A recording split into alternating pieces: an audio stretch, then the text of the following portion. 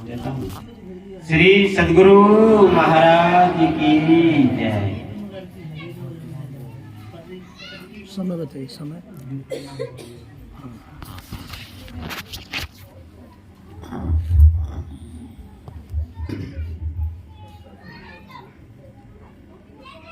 बंदो गुरु पर कंज, कृपा सिंधु नरे रूप हरि, महामोहतम पुंज, जासु वचन रवि करे निकर, अव्यक्त रूप में सर्वत्र विराजमान पूज्यपाद संत सद्गुरु महर्षि में प्रमथ जी महाराज के उभय पाद पद्मों में कोटि सा नमन। व्यक्त रूप में मंचस्थ पूज्यपाद स्वामी ज्ञानानंद जी महाराज के उभय पाद पद्मों में कोटि सा नमन। मंचस्थ पूज्यपाद धर्मानंद बाबा समस्तीपुर जिला के जहांगीरपुर गांव के सत्संग प्रेमी महानुभावों, माताओं तथा भक्तिमती बहनों, अभी पूज्य धर्मानंद बाबा ने रामचरितमानस सार सटीक से बाल कांड के प्रथम सोपान से पाठ किया। पाठ गुरु और उनकी महत्ता पर था। जब किसी भी धार्मिक प्रवचनों में हम गुरु शब्द का कथन करते हैं तो यहाँ संदर्भ है सद्गुरु का। और सद्गुरु अलौकिक गुरु होते हैं, संसारी गुरुओं से पूरे उल्टे और पूरे अलग होते हैं। तो इस अलौकिक गुरु के बारे में बाबा तुलसीदास जी महाराज क्या कहते हैं, उन्हीं के पद का थोड़ा हम ग्रंथ से भी सहारा लेंगे और जो हमको अपनी छोटी बुद्धि से जितना भी समझ में आया है वही आपके बीच में रखने का प्रयास करेंगे। बंदो गुरुपद कंज, कृपा सिंधु नर रूप हरि। जो गुरु महाराज हैं वो कृपा के समुद्र हैं। अगर गुरु कृपा, हल्ला क्यों कर रहे हो? अगर वे कृपा के समुद्र नहीं होते तो इतने दुखी जीव जो उनकी चरण शरण में आते हैं वह सुखी नहीं हो पाते। आपको दुख है, दर्द है, क्लेश है, वेदना है और आपके गुरु सद्गुरु बैठे हैं। अगर उस सद्गुरु में कृपा का एक समंदर नहीं होगा तो कृपा निकाल कर देंगे कहां से? अगर कृपा थोड़ी सी होगी, थोड़ी कृपा के बाद भक्त जो है उसका उद्धार ही नहीं होगा। इसलिए परमात्मा को अपने संत सद्गुरु को कृपा का समंदर बनाया। किसी स्त्री को माता बनाया, उसके स्तर में परमात्मा ने दूध रख दिया। क्यों? कि माता बच्चे को अगर दूध पान नहीं कराएगी तो बच्चा जिंदा कैसे रहेगा। तो किसी महापुरुष को परमात्मा ने सद्गुरु बनाया और सद्गुरु बनाकर उसमें कृपा का एक समंदर भी परमात्मा ने डाल दिया। यही होते हैं संत सद्गुरु। और वह मनुष्य के रूप में ईश्वर होते हैं। शरीर तो मनुष्य का है गुरु महाराज का, परंतु वह मनुष्य शरीरधारी ईश्वर है, परमात्मा ही है। साधो भाई हरि गुरु एक ही मानो, जोई हरि है सोई गुरु है, भेद तनिक नहीं आनो। साधो भाई हरि गुरु एक ही मानो। जो हरि है वही गुरु है। गुरु क्या है? व्यक्त परमात्मा है। और ईश्वर क्या है? अव्यक्त गुरु है। यही है। और जिनका वचन महामोह रूप अंधकार राशि को नाश करने के लिए सूर्य के किरणों के का समूह है। जब गुरु किसी पर बोलते तो हमारे अज्ञान अंधकार का नाश कर देते हैं। ये सद्गुरु के बोलने से होता है। और संसारी गुरु वही बात बोलता है जिससे उसको पैसे की प्राप्ति होती है। इसलिए असद्गुरु परमार्थ के संदर्भ में गलत है, संसारी ज्ञान के संदर्भ में सही है। गुरु महाराज की वाणी से जो मुख से जो वाणी निकलते हैं वह हमारे अंदर जो अज्ञान का अंधकार है, अज्ञान का अंधकार ये शब्दावली मात्र नहीं है। वह अज्ञान का अंधकार क्या है? जब ध्यान करते इसमें आंख बंद करके हम लोग साधना में बैठते हैं तो पहला जो पर्दा है परमात्मा ने जो लगाया है हम लोग पर, वह अंधकार का पर्दा। यह पर्दा कैसे टूटेगा? जब गुरु के वचन निश्रित होंगे तब वह पर्दा को, अंधकार को तोड़कर खत्म कर देंगे। गुरु के अतिरिक्त ऐसा अंधकार को समाप्त करने वाला कोई होता ही नहीं है, कोई नहीं होता, केवल गुरु ही है। इसलिए ऐसे गुरु के चरण शरण को मैं प्रणाम करता हूं। बाबा तुलसी कहते हैं जो हमें अज्ञान अंधकार केवल शब्द का लच्छा नहीं है कि लच्छेदार शब्द बोल दिए हो गया। संसारी विद्वान क्या करते हैं? लच्छेदार शब्द बोलते हैं और शब्द बोल के जीवन भर अपने भी भरमाते हैं और शिष्यों को भी भरमाते हैं। कोई खाली लच्छेदार शब्द बोलने से अज्ञान अंधकार मिट जाता है? अंधकार के मिटने का मतलब समझते हैं क्या होता है? सीधे सीधे प्रकाश में प्रवेश होता है, और जो प्रकाश में प्रविष्ट कर गया उसको क्या होता है? वो धरती पर जीते जी स्वर्ग में चला जाता है। और जो धरती पर जीते जी स्वर्ग में चला गया वह क्या हुआ? वह धरती पर मनुष्य नहीं है, शरीर उसका मनुष्य का है, परंतु है वह साक्षात ईश्वर ही, साक्षात ईश्वर ही है। इसलिए वैसे गुरु की आराधना करें जो आपको भवसागर से पार कर दे। भवसागर क्या है? आंख के अंदर ध्यान करने पर पहला पर्दा अंधकार का, दूसरा पर्दा प्रकाश का, तीसरा पर्दा शब्द का, और इन 3 पर्दों के पार कौन बसता है? परम प्रभु परमात्मा। यह किसकी औकात है? कैम्ब्रिज का वाइस चांसलर परमात्मा दिखला देगा? अगर वो दिखला देगा तो मैं यहाँ एरोप्लेन में उल्टे मूरी नीचे और सर ऊपर करके, सर को नीचे और पैर ऊपर करके कैम्ब्रिज में उसके दर्शन करने जाऊंगा। किसी भी विश्वविद्यालय का कोई भी वाइस चांसलर ये ज्ञान नहीं दे सकता है सिवा संत सदगुरु और साधु के। आगे कहा, मैं गुरु महाराज के चरण कमल के रज को प्रणाम करता। अब यहाँ चरण कमल कौन गुरु महाराज और कौन चरण कमल का रज? जो गुरु महाराज हम लोग के थे निर्वाण प्राप्ति योगी, जो कुप्पा घाट में बैठते थे, वह पूर्ण रूप से जीवन मुक्ति योगी थे, उनके भी रज को प्रणाम करने से हो सकता है। और जो अब जैसे वो शरीर में नहीं है, तब मानस ध्यान में जो गुरु महाराज की मूर्ति उगती है, उनके रज को प्रणाम करने की बात होगी, क्योंकि वो जीवन मुक्त योगी तो अब शरीर में नहीं। जो अच्छी रुचि और प्रेम को उत्पन्न करने वाले सुगंधित और सार सहित हैं, उनके रज को, चरण रज को प्रणाम क्यों करेंगे? उसमें रुचि अच्छी उत्पन्न होती है। हम लोग की रुचियां भी खराब होती है। हम संसार में कुछ इच्छा करते हैं, लेकिन करना क्या है? परमार्थ में कुछ इच्छा करना है। पूरा का पूरा संसार हम लोग को छोड़ना है, और संसार ही नहीं, पूरा का पूरा शरीर भी छोड़ना है। और शरीर ही नहीं, शरीर को धर्म करते करते यदि स्वर्ग इत्यादि सब मिल भी गया, 6 प्रकार के स्वर्ग हैं। आपको पता है कि जैसे हम लोग के पूर्वज जहाँ जिस स्वर्ग में गए, उसके बाद कर्म देवों का स्वर्ग, जन्म देवों का स्वर्ग, प्रजापतियों का स्वर्ग, और ब्रह्मा जी का ब्रह्मलोक जो है जहाँ राजा श्वेत गए थे, ये सब मिल जाने के बाद भी सबका एक दिन विनाश हो जाता है। इसलिए अच्छी रुचि से तात्पर्य है हमारी रुचि दृष्टि को, धारों को जोड़ने में होनी चाहिए। और इसलिए गुरु महाराज के चरण रज को गोस्वामी तुलसीदास जी महाराज जी ने इस रामचरितमानस सार सटीक में प्रणाम किया।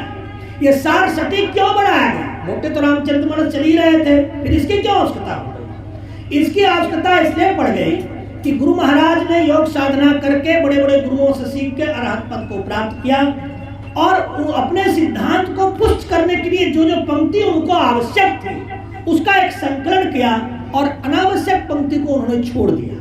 क्योंकि जैसे लड़का होता है ना, परीक्षा आता है, 10 गो प्रश्न रटता है, उसी के आधार पर वो परीक्षा देता है और पास करता है। तो ये सार पंक्तियां रामचरितमानस से गुरु महाराज ने लेकर किया। आगे कहते हैं कि यह महाराज अमृत मिश्रित जड़ी का सुंदर चूर्ण है। जो गुरु महाराज का चरण रज है उसमें अमृत मिला हुआ है, जड़ी का चूर्ण है। कोई जड़ी बूटी हो उसमें अमृत मिला दे, उसको खाइए क्या अमर हो जाइएगा। तो यह जैसे ही मानस ध्यान में गुरु महाराज के चरण रज आपको प्राप्त होंगे, वही तो आप अमरता की तरफ बढ़ गए। तो आपने जड़ी खा ली, वैसी जड़ी जहां पर जिसमें अमरता का गुण लिए हुए और सब भाव रोग परिवार जन्म मरण आदि को नाश करने वाले।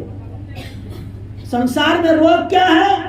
यह संसार बुरा नहीं है, दिक्कत यह है कि यहाँ जन्मना पड़ता है और मरना पड़ता है। यह मृत्युलोक है। कोई भी, ये भारत का राष्ट्रपति हो चाहे अमेरिका या लंदन या कनाडा का राष्ट्रपति हो, सबको जन्मना पड़ता है और मरना पड़ता है। यह मृत्युलोक है। परंतु जब सदगुरु के चरण रज में हमारी प्रीति होगी तो इसी मृत्युलोक में हमें अमरता की प्राप्ति हो जाएगी। सारे रोग का, जन्म मरण के रोग का निवारण हो जाएगा। इसलिए उस चरण रज को गोस्वामी तुलसीदास जी महाराज प्रणाम करते हैं। वह महाराज पुण्यवान शिव शरीर पर लगी हुई शुद्ध भस्म के तुल्य है। शंकर भगवान के भक्त लोग अपने शरीर पर भस्म लगाते हैं। बहुत प्रकार का भस्म है, चिता भस्म है, सामान्य भस्म है, जो शैव संप्रदाय के होते हैं शमशान में लगाते हैं। उसी के बारे में कह रहे हैं कि यह महाराज पुण्यवान शिव शरीर पर लगी हुई शुद्ध भस्म के तुल्य है, जो सुंदर है और शुभ और आनंद को उत्पन्न करने वाली है। जैसे ही वह राज चरण रज आपके मन मस्तिष्क पर लगेगा, क्या होगा? आनंद उत्पन्न करेगा। आनंद आनंद आनंद, इसको आनंद कहते हैं, परमानंद कहते हैं। ये संसार में असंसारिक आनंद है। और संसार में जितने भी आनंद है, मान लिया जाए हमारे चलने के लिए आप 2000 कार मंगा दिए, उड़ने के लिए 2000 एरोप्लेन लगा दिए, ये सब धरती लोक की बात है। ऊपर के लोग में न कार जाता है, न एरोप्लेन जाता है, न शरीर जाता है, न कुछ जाता है। जाता है तो हम परमात्मा की जो भक्ति किए हैं वह जाता है। इसलिए उससे प्रेम करो, वही आनंद है। सही आनंद को समझो। सही आनंद क्या है और जो भाषित आनंद है वो आनंद नहीं है, वह क्या है, इसको भी समझ लेना। यह महाराज भक्त के सुंदर मन रूपी दर्पण की मैल को हरने वाली है। मन में मैल लग जाता है। मैल क्या है? विषय वासना संसार। जो मर जाएगा, जो छूट जाएगा, उसी में मन लटका हुआ है। जो अमर है, जो कभी साथ, जो हमेशा साथ रहेगा, उसमें मन जाता है। तो जैसे ही रज मन मस्तिष्क पर पड़ता है, वह मन के मैल को वह रज धो करके पवित्र कर देता है और फिर वह मन प्रभु चरण प्रभु चरण प्रभु चरण यही बसता रहता है। और तिलक करने के बाद यह गुण समूह को बस में कर देता है। और जैसे इस रज का तिलक मन के मस्तिष्क पर होता है तो गुरु के गुण उसमें आने लगते हैं। क्यों? कि वह रज गुरु के चरण से निश्रित हुई थी। मैंने पहले ही कहा कि राज जब गुरु जी शरीर में रहे तो वहां से आता है, और नहीं है शरीर में तब मानस ध्यान में जो गुरु की मूर्ति उगती है वहां किया बात। तो पहले मानस ध्यान में गुरु की मूर्ति उगाइए, तब उस रज की प्राप्ति होगी। आगे कहा श्री गुरु महाराज के चरण रज में मणियों की ज्योति। मणियों में ज्योति होती है, वो गुरु महाराज के पदनख में है, और जिसके स्मरण करने से हृदय में दिव्य दृष्टि हो जाती है। दिव्य दृष्टि क्या है? दिव्य दृष्टि का मतलब होता है यहाँ पर हम बैठे रहेंगे, हजारों अरबों मील दूर समुद्र में, आसमान में, ब्रह्मांड के किसी कोने में क्या हो रहा है, हम दृष्टि धारों को जोड़कर देख लेंगे। ये दिव्य दृष्टि है। और यह दिव्य दृष्टि होने से, देखिए एक बार किताब में नहीं लिखा है, हम कह देते हैं दिव्य दृष्टि खाली बोलने से नहीं होता है। जैसे हम आपको यहाँ से देखे, कैसे देखे? यहाँ मेरा शरीर है तब ना, यहाँ मेरा शरीर है, शरीर में आंख है, आंख आपके पास गया, वहां से ज्ञान लाया, फिर ये ज्ञान हो गया। दिव्य दृष्टि से भी देखा जाता है तो वहां चेतन की धाराएं जुड़कर वहां पहुंचती है और चेतन शरीर जिनका जाता है, जिसको अंग्रेजी में ऑस्ट्रल बॉडी या सटल बॉडी कहते हैं, वो सूक्ष्म शरीर वहां जाता है। फिर जैसे यहाँ शरीर आपको देख रही है, वहां सूक्ष्म शरीर देख करके आके बता देता है कि यहाँ ये दिव्य दृष्टि है ना। तो दिव्य दृष्टि वहां हो जाती है। आगे धर्मानंद बाबा ने पाठ किया है कि यह अच्छा प्रकाश जो गुरुपद नख के स्मरण से दिव्य दृष्टि खुलने पर दरसता है, अज्ञान अंधकार को नाश करने वाला है, और हृदय में यह आ जावे, यह बड़ा भाग, जिसके हृदय में यह आ जावे वह बड़ा भाग्यवान है। जैसे दिन दृष्टि होगी आपको प्रकाश होगा, प्रकाश होगा तो अंधकार खत्म होगा। और जब आपके जीवन में यह घटना घटेगी, वह घटना आप बहुत भाग्यशाली होंगे, तब यह होगा। ये तो आजकल क्या होता है, गरीब का बच्चा अरबपति बन जाता है, इसी को शुभ मानते हैं। अरे तुम अरबपति, खरबपति, नीलपति, पद्मपति कुछ भी बन जाओ, वो जितने भी पति हो सब प्रकार के हो, तुम एक प्रकाश कमा लो, दिव्य दृष्टि कमा लो, सूरत शब्दियों में दुर्श्रवण की शक्ति कमा लो। इसको कमाना कहा है संतों ने, इसके अतिरिक्त जो भी कमाए सब जीवन गंवाना कहा। आगे कहा, श्री गुरु पद नख में के सुवर्ण से हृदय के दोनों निर्मल नेत्र खुल जाते हैं और संसार रूपी रात का सब दोष दुख मिट जाता है।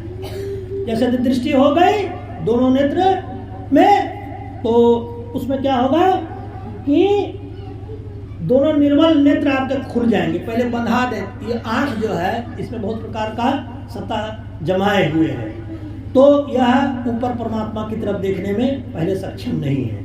जब दृष्टि खुलती है तो दोनों नेत्र जो है निर्मल नेत्र बहुत खुल जाते हैं और संसार रूपी रात का जो सब दुख खत्म हो जाता है। जब दृष्टि की तरफ आप जब जाएंगे, बाहर की वृत्ति को खत्म करके, तब दुख का विनाश होता है। इसको दृष्टि योग ये सब जब कीजिएगा तब होगा। उसके लिए दीक्षा लीजिए, जो दीक्षा लिए हैं वो तो ठीक है, जो नहीं लिए हैं वो दीक्षा लिए। फिर आगे कहा, हृदय में निर्मल नेत्र के खुलते ही मणि माणिक रूप रामचरित चाहे वह जिस खानी के गुण या गुप्त या प्रकट हो सूझने लगते हैं। जैसे दृष्टि आपको खुलेगी तो राम का चरित्र आपको सूझेगा। आगे कहा कि दिव्य दृष्टि से दर्शने वाले गुरुपद नख में निकली हुई वह ब्रह्म ज्योति अच्छे अंजन की तरह है, जिसको साधक आंखों में लगाकर सिद्धि प्राप्त सिद्ध पुरुष और सुबोध ज्ञानी हो जाते हैं। दिव्य दृष्टि जब आपको होगी, आपको अष्ट सिद्धि की प्राप्ति हो जाएगी। हनुमान जी की ना कहते हैं, अष्ट सिद्धि न वृद्धि के दाता। जैसे दृष्टि आप दृष्टि खोलेंगे, आपको आप अष्ट सिद्धि ये सब आपको हो जाएगा। और घर बैठे ही पहाड़ों और जंगलों पर क्या क्या हो रहा है, पहाड़ों के कहीं भी क्या क्या हो रहा है, सब आप देख लेंगे। तो ये सब दृष्टि योग करने से होता है। आपको ज्ञात है कि संतमत उस विधा को कहते हैं जिसमें दृष्टि योग और सूरत शब्द योग यह होना अति अनिवार्य है। अगर जिसमें यह दोनों ना हो, उसको संतमत नहीं कहा जाएगा। सूरदास जी का मत है, कबीरदास जी का मत है, दादू दयाल जी का मत है, मीराबाई, साजो भाई, सब के सब संतमत है, क्योंकि सभी में सूरत शब्द योग और दृष्टि योग है। और अंत में बाबा ने गुरु महाराज की पदावली से भी पाठ किया था, गुरु हरि चरण में प्रीति हो, युग काल क्या करे। आपने गुरु महाराज के पद को पकड़ लिया, काल की यह औकात नहीं कि आपको कुछ कर लेगा। अभी आप साधु चरण में बैठे हैं, यही संसार में वह स्थिति है जहां पर जीव सुरक्षित होता है। और सत्संग श्रवण करते करते किसी जीव का अगर शरीर जाता भी है तो कम से कम उसको स्वर्ग की प्राप्ति होती है। हम सब ग्रंथों के आधार पर ऐसा कहने में सक्षम। आगे कहा, कछुए की दृष्टि हो, जंजाल क्या करे। अपनी दृष्टि को गुरु हरि में लगाए रहे, आपको संसार के जंजाल हिला नहीं पाए। आगे कहा, जगनाश का विश्वास हो, फिर त्रास क्या करे। यह संसार एक दिन खत्म हो जाएगा, ऐसा विश्वास कर लीजिए। शरीर खत्म हो जाएगा, संसार खत्म हो जाएगा। यह ज्ञान मन में पुख्ता रखिए तो आपको दुख कुछ नहीं कर सकेगा। दृढ़ भजन धन ही खास हो, निराश फिर त्रास क्या करे। अगर आप खाली ध्यान भजन सत्संग ये धन को खास खास मानकर कमाते रहते हैं तो कोई भी दुख आपका कुछ नहीं कर सकेगा। वैराग युक्त अभ्यास हो, निराश क्या करे। हमेशा संसार में वैरागी की तरह रहना। यह संसार झूठा है, यह मेरा नहीं है, शरीर हमेशा रहने वाला नहीं है, परमात्मा मेरा है, जप मेरा है, गुरु का रूप मेरा है, बिंदु मेरा है। ये सब जब ख्याल आप करते रहेंगे, आपको कुछ भी निराश नहीं कर सकेगा, दुखी नहीं कर सकेगा। सत्संग गढ़ में वास हो, भव पास क्या करे। जब सत्संग का यह गढ़ है, यह साधु महात्मा ध्यान करते हैं, इसमें संसार के पास या माया आपको कुछ भी नहीं हिला सकेंगे। इसलिए संत चरण में शरण लो।